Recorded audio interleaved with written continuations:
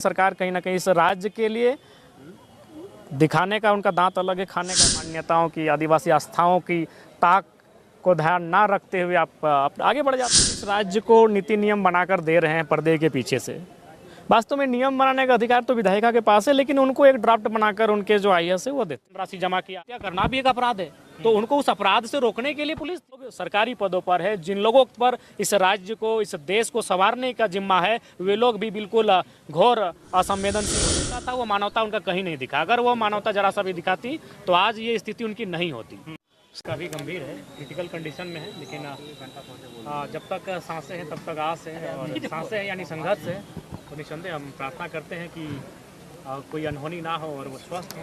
हालांकि डॉक्टर ने बताया कि सिचुएशन जो है काफ़ी मतलब गंभीर है, और ये कहीं ना कहीं सिस्टम की लापरवाही है, और बिल्कुल संवेदनहीनता भी है। विशेषकर वीडियो महोदया जो वहाँ की है, उनकी संवेदनहीनता है। अगर उनके परिवार के लोग होते हैं तो क्या वो इसी प्रकार की संवेदनहीनता होती? नहीं होती। संवेदना होती, भावना होती। जबकि उनको मालूम था कि ये शख्स पत्र लिख चुके हैं, उनको मालूम था कि वे प्रखंड परिसर में आत्महत्या का प्रयास करेंगे। तो सबसे पहला काम जो प्रखंड विकास पदाधिकारी है, उनको तो सबसे पहले स्थानीय थाना प्रभारी को सूचना देना चाहिए था, या फिर अपने 2 स्टाफ को वहाँ पर डिप्यूट करना चाहिए था कि यदि सुखलाल महतो आते हैं तो उनको आप अपने कस्टडी में ले लीजिएगा, ताकि वो कोई ऐसी घटना ना करे। चूँकि निसंदेह आत्महत्या करना भी एक अपराध है, तो उनको उस अपराध से रोकने के लिए पुलिस थी। आप प्रखंड विकास पदाधिकारी हैं, आप पुलिस को सूचना देते हैं, आपके कुछ ही कदम में वहाँ थाना है, आप थाना प्रभारी को सूचना देते हैं कि आप इनको कस्टडी में ले लें। यानी आप बिल्कुल वहाँ उन्होंने गैर जिम्मेदाराना हरकत किया।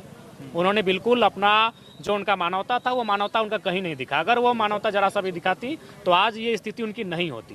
बिल्कुल, जब चूँकि कोई भी अगर चूँकि वो सूचना दे के आ रहा है, अगर मान के चलिए कोई व्यक्ति कल को अगर विधायक के आवास में करने आ रहा है, तो जाहिर सी बात है हम अपने समर्थकों को कहेंगे कि वो मेरे आवास तक ना पहुंचे, क्योंकि अगर वहाँ अनहोनी होगी तो हमको सवाल का जवाब देना होगा। हम तो पहला प्रयास करेंगे वहाँ तो वो पहुंचे ही ना। अगर वो दिखे तो उसको पकड़ के हम शांतिपूर्ण तरीके से कहीं बैठाएंगे, क्योंकि इंसान का डिस्टर्ब हो सकता है। हो सके 2-4 घंटे के बाद वो फिर जिंदगी के बारे में सोच लेता, उसको कुछ देर अगर हम पकड़ के बैठा लेते। तो बिल्कुल ये चीज़ें वहाँ नहीं दिखी, यानी वीडियो को बिल्कुल भी संवेदना नहीं दिखी। उनकी संवेदना ना होने के कारण आज ये बहुत बड़ी घटना घटी है, जिसका सीधा दोष उन पे जाता है। चूँकि आरोप सीधा उन पर था, मानसिक प्रताड़ना का आरोप था, उनके साथ और 3 कर्मचारियों पे आरोप था, और सीधा उन पे आरोप था। और चूंकि वो कह के आत्महत्या कर रहे हैं कि हम प्रखंड परिसर में ही आत्महत्या करेंगे, तो ऐसी परिस्थिति में उनको वहाँ 2 प्रखंड कार्यालय के 2 सिपाही या फिर 2 स्टाफ को वहाँ डिप्यूट करना चाहिए था कि जैसे ही पंचायत सचिव सुखलाल महतो आएंगे उनको आप अपने कस्टडी में ले लें, या फिर उनको स्थानीय डुमरी थाना प्रभारी को सूचना देना चाहिए था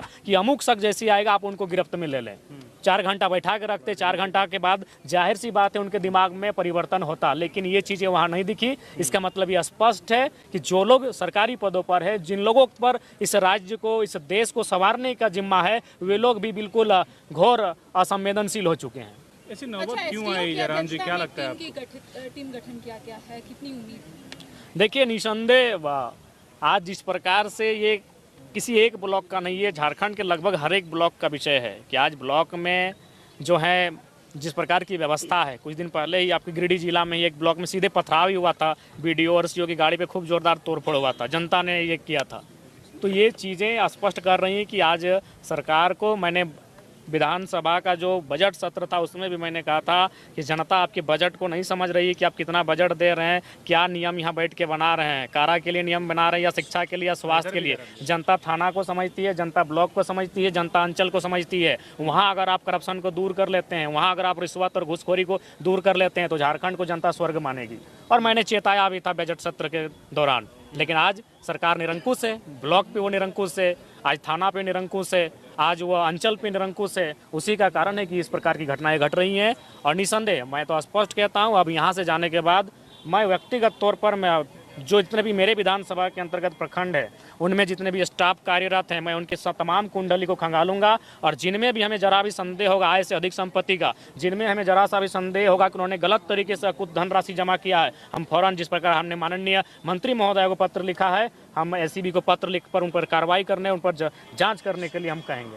जयराम जी, कौन सा मामला को लेकर उन्हें प्रताड़ित किया जाता है? देखिए, जहाँ तक हमने थोड़ा सा, चूँकि हम भी आउट ऑफ स्टेट थे और हम सुबह सुबह ही आए हैं, तो जब हम आके जांच पड़ताल किए, मैंने जानने का प्रयास किया कि क्या मसला है, तो सामने आया, चूँकि वह पंचायत सचिव हैं, तो जो अबुआ आवास है, इंदिरा आवास है, प्रधानमंत्री आवास है, उन पर वो देख रेख करते हैं। तो बगल के जो रोजगार सेवक हैं और उस जो जिस पंचायत में थे वहाँ के जो मुखिया हैं पति, उनका शायद कोई संबंध था, वो दबाव बना रहे थे किसी मतलब ऐसे व्यक्ति को आवास देने के लिए जिनका शायद अच्छा खासा 4 या 6 कमरा है।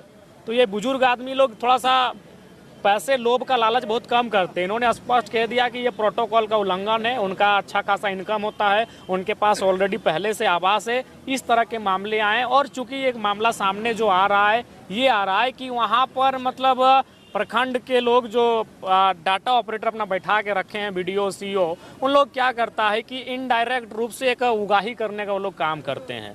तो उसमें इनको शायद प्रेशर बनाया जा रहा था, जैसा हमें सूचना मिली है। उसके बाद हमने तो स्पष्ट भाई जांच करने के लिए विभागीय मंत्री से बात किया है, उनसे टेलीफोनिक भी बात हुई है, उनसे निसंदेह अब देखते हैं, दूध का दूध और पानी का पानी होगा। लेकिन आज कम से कम इस लोकतांत्रिक मूल्यों को अगर बचा के रखना है तो कम से कम थाना, ब्लॉक, इन पर आम जनता की आस्था बनी रहे, उसके लिए अगर ब्लॉक परिसर में इतनी बड़ी घटना घटी है तो उस पर त्वरित कार्रवाई करनी चाहिए, जांच करनी चाहिए और एक निष्कर्ष पे आना चाहिए। मुख्यमंत्री को भी पत्र लिखेंगे आप?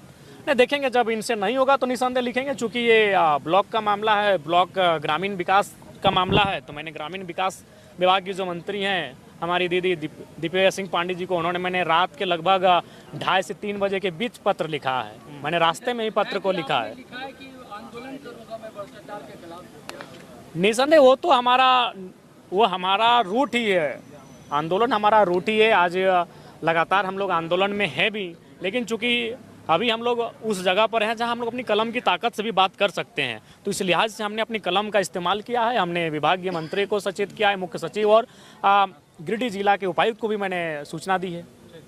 जयराम जी, आप कहते हैं कि भ्रष्टाचार और कमियां काफ़ी हैं, लेकिन जब इसको उजागर करने के लिए सरकारी अस्पतालों में पत्रकार जाते हैं तो मंत्री द्वारा, स्वास्थ्य मंत्री द्वारा फरमान जारी किया जाता है कि सरकारी अस्पतालों में ये पत्रकारों को घुसने नहीं उनको तो जो अगर सरकारी अस्पतालों में या फिर कहीं भी सरकारी सिस्टम में अगर कोई पत्रकार जा रहे हैं या फिर कोई सोशल मीडिया में जिनका अच्छा पकड़ है, जो सामाजिक चीज़ों को दिखाते हैं, तो उनको उनका शुक्रिया करना चाहिए। सरकार को अपने आलोचकों का शुक्रिया करना चाहिए कि वो आलोचक उनकी आलोचनाएं वहाँ करती हैं जहाँ खामियां हैं, और उनको उनकी खामियों को दुरुस्त करना चाहिए। तो मैं तो बार बार कहता हूँ, आलोचक आपके सबसे बड़े मित्र हैं, तो अगर मीडिया उनकी आलोचना करके उनकी खामियों को दिखा रही है तो उन्हें उनकी सराहना करनी चाहिए और अपनी खामियों को दुरुस्त करनी चाहिए। इरफान अंसारी ऐसा करते हैं। देखिए, इरफान अंसारी जी जानते हैं, वो बड़े बोलने हैं, बोलकर ही मशहूर हैं, और बिल्कुल निसंदेह उन्हें अगर उन्होंने ऐसा कहा है तो ये दुर्भाग्यपूर्ण है। झारखंड का स्वास्थ्य जो स्थिति है मौजूदा समय में, आपको क्या लगता है अभी जो इलाज चल रहा है, खास करके रिम्स की बात कर ले या फिर और जो सरकारी अस्पताल है, वो वाकई जो है खुद इलाज की ज़रूरत है उनको? जी निसंदेह, मैंने बार बार कहा है कि रिम्स का वजन काफ़ी ज़्यादा हो चुका है। आज दूसरा रिम्स नहीं, हमें लगता है कि कम से कम प्रत्येक प्रमंडल में प्रयास होना चाहिए रिम्स जैसा अस्पताल हो, और जहां उपकरण ठीक ठाक हो, जहां फैसिलिटीज़ ठीक ठाक हो और डॉक्टरों की संख्या ठीक ठाक हो और उनकी लगन और तत्परता ठीक ठाक हो। आप अकेले हर जगह कैसे देखेंगे विधायक जी?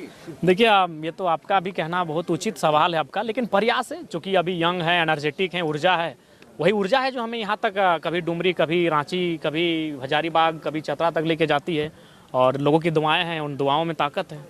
तो वहाँ कुड़माली भाषा भाषियों की आबादी अच्छी खासी है, और निसंदेह वहाँ गोड्डा में कुड़माली भाषा को स्थान मिलना चाहिए, निसंदेह वहाँ मिलना चाहिए। बहुत बड़ी आबादी है कुड़माली बोलने वालों की। है कि जो लोग इस राज्य को नीति नियम बनाकर दे रहे हैं पर्दे के पीछे से, वास्तव में नियम बनाने का अधिकार तो विधायिका के पास है, लेकिन उनको एक ड्राफ्ट बनाकर उनके जो IAS है वो देते हैं, वो इस राज्य के नहीं है, सुस्पष्ट कहना चाहेंगे।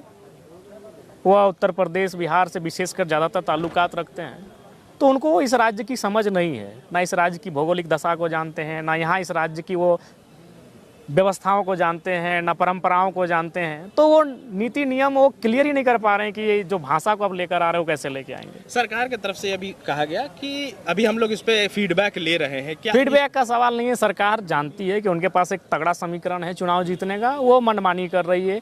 आज लाखों विरोध के बावजूद सिरम टोली को आप चालू करते हैं, आदिवासी मान्यताओं की, आदिवासी आस्थाओं की ताक को ध्यान ना रखते हुए आप आगे बढ़ जाते हैं। तो ये चीज़ें तो स्पष्ट है कि सरकार कहीं ना कहीं इस राज्य के लिए दिखाने का उनका दांत अलग है, खाने का अलग दांत है, उसी व्यवहार के साथ काम कर रही है। क्या इस मुद्दे को जेल कैम उठाएगी, बड़े स्तर पे उठाएगी? बिल्कुल उठाएंगे और 1 महीना में सदन भी चलेगा, उस सदन में भी बात होगी, सड़क में भी बात होगी, उसकी हम लोग स्ट्रेटजी तैयार कर रहे हैं।